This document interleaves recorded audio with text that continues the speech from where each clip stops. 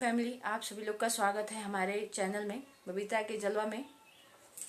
दोस्तों, मैं आप सभी लोग के बीच एक छोटा सा माता रानी का गीत है प्रस्तुत करना चाहती हूँ आप लोग के बीच। तो हमारा गाना आप सभी लोग को कैसा लगता है, गाना सुनने के बाद हमें बताइएगा कमेंट करके कि हमारा गाना आप सभी लोग को कैसा लगता है।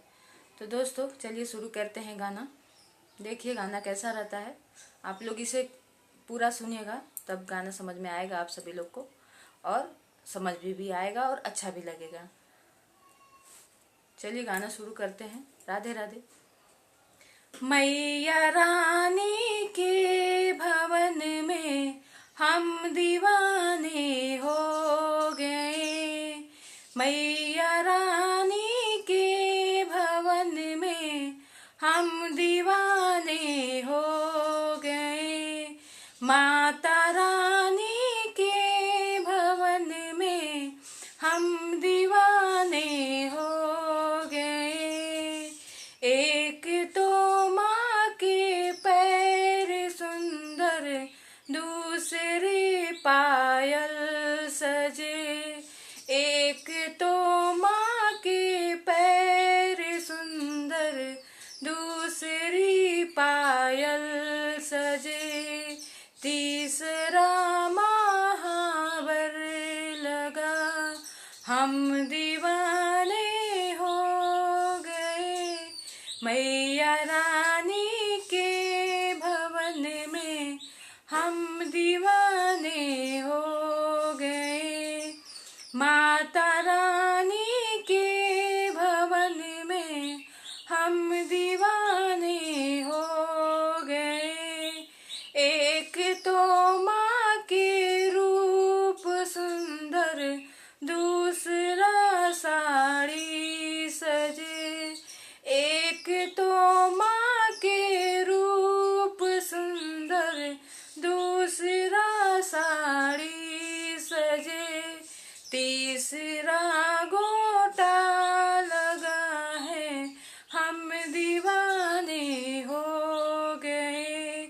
तीसरा गोटा लगा है, हम दीवाने हो गए। मैया रानी के भवन में हम दीवाने हो गए। माता रानी के भवन में हम दीवाने हो गए।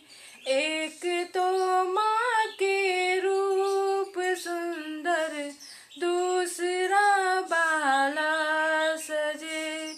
एक तो माँ के रूप सुंदर, दूसरा बाला सजे।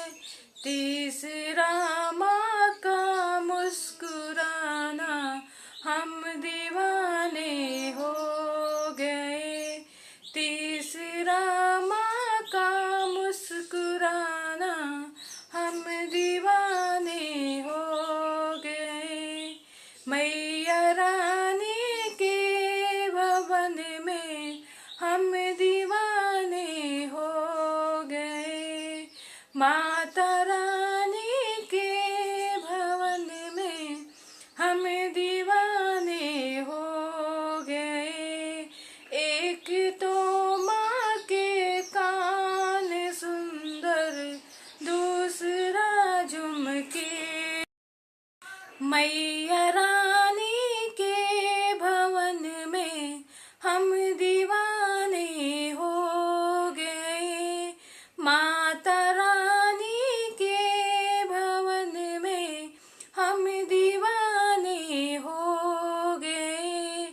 एक तो माँ के कान सुंदर, दूसरा झुमके सजे। एक तो माँ के कान सुंदर, दूसरा झुमके सजे। तीसरी नथुनी सजे, तीसरी नथुनी सजे, हम दीवाने हो गए। मैया रानी के भवन में हम दीवाने हो गए।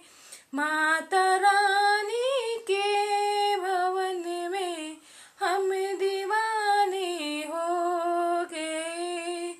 एक तो माँ के भोग 56, दूसरा पूरी सजे। एक तो माँ के भोग 56, दूसरी पूरी सजे। तीसरी नारियल चढ़ाना हम दीवाने हो गए। मैया रानी के भवन में हम दीवाने हो गए।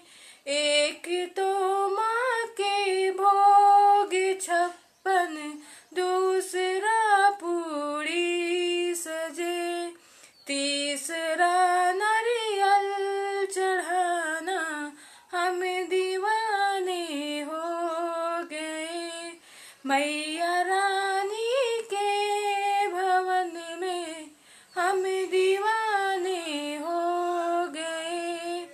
माता रानी के भवन में हम दीवाने हो गए। तो दोस्तों, हमारा गाना आप सभी लोग को कैसा लगा कमेंट करके बताइएगा।